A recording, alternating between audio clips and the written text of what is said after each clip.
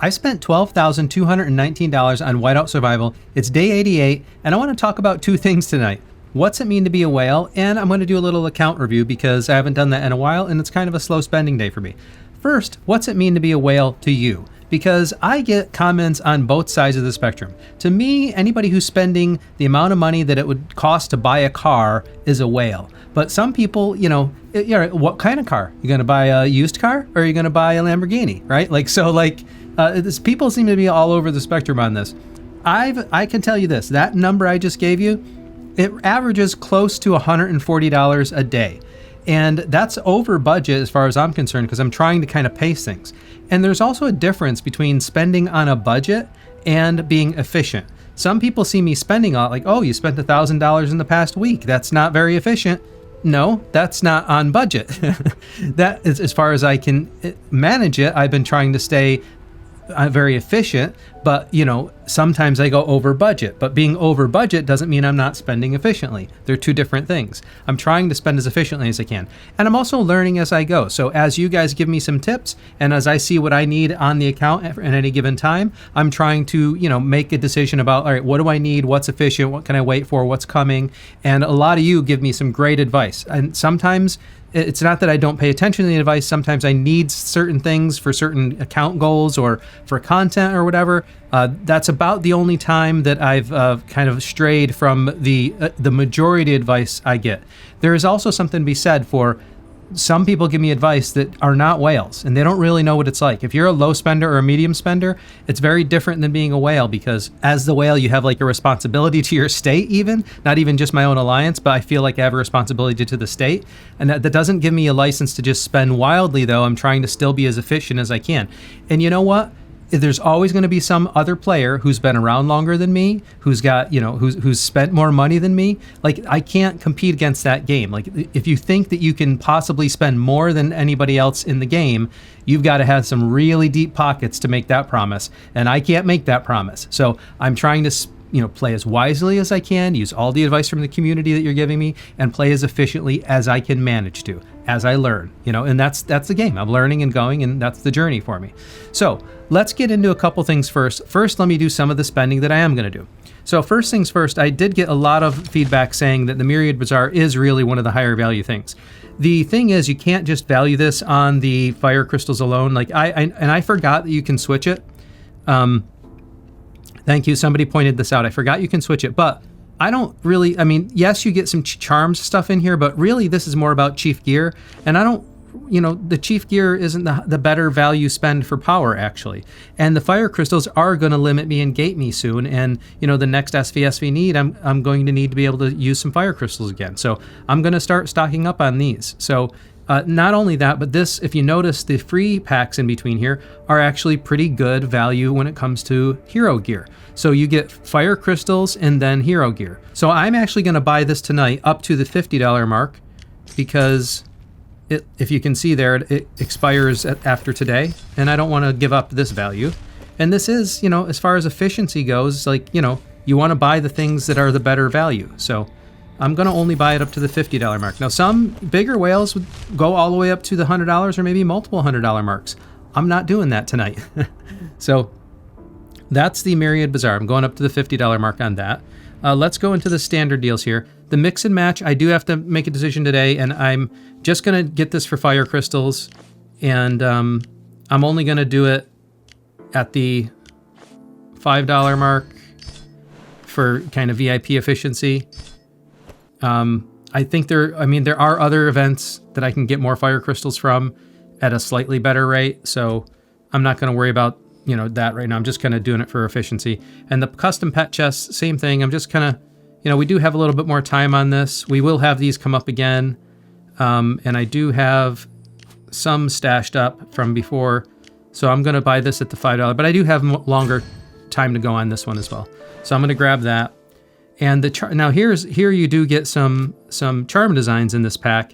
And because of that, I get another day on this, but because of that, I'm going to buy the $5 So I'm doing a little bit of spending today, but I'm trying to stay at the, the $5 mark essentially. Now on the gear enhancement special, I know I've got some controversy on this one. Like, I don't feel like I really want to press Alonzo and Philly much farther. I hear you when a bunch of you said like, hey, we still use Philly in more advanced generations as well. I did see the value of using Philly as kind of like a health buff because, that health buff does matter quite a bit. But I don't really want to spend a lot more on Gen 2, really. So I'm going to pass on this one for now. And hopefully there will be other opportunities later on to get widgets for Gen 2, just like I could from the others. And hopefully the value will get better over time. So I'm also going to do the daily deal like I do. Option to use that right now. Good. Got 7. Okay. And then I'll just do my card claims here. That's all of those. Okay. So those are those deals, and I already did, these ones I'll just claim. I'll work that later. Do I have enough to do 5 on Deadshot yet? Probably not. Nope, not yet.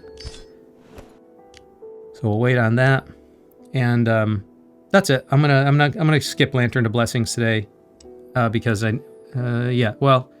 still have to. Oh, I did do a bunch of the things to get the claims, so maybe I won't skip it, just to see if I end up getting a little lucky tonight. And I'll do the rest of them later. Oh, that's not too bad. I at least got 110. Yeah, it's not too bad. All right, and we'll take care of that. And then Snowbusters. I think I've spent what I'm going to spend on Snowbusters. I'll just try to get as much as I can. And that'll be that. Like every event, I'll just spend a little bit on Snowbusters, and that'll be the end of that. So with the spending done, let's check the IP quick. Let's make my claims here. Apply the VIP spend. Oh, getting close to 1.8. It's getting there, slow and steady. All right, and now let's take a look at how power is looking on my account. First of all, you can see what my power is looking like. Let me shift my head over here so we can look at the rest. So if we look at the leaderboards, let's see how things are looking. So the personal power, I'm right up there, but I don't know if this difference is probably because of troops. I'm not entirely sure, but I think it must be because of troops, because I'll show you in the next screens with the leaderboard. I'm pretty much up on everything else, so that must be troops, I'm thinking. If we look at the furnace level, I got the FC3 first, so that's why I'm at the top of that leaderboard.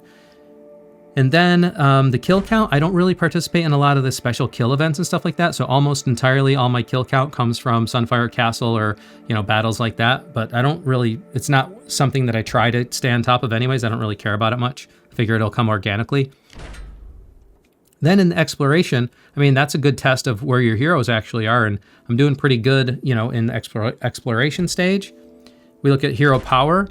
You can see my Geronimo is actually looking pretty good, compared to other people in the state.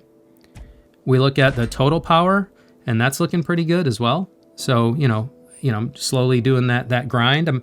I could probably spend more on hero gear than I am, but, it's looking pretty good. And after the last state versus state prep, my pet power took a big jump as well because I did a lot of work on the pets, and I'll do again the same thing on the next state versus state prep.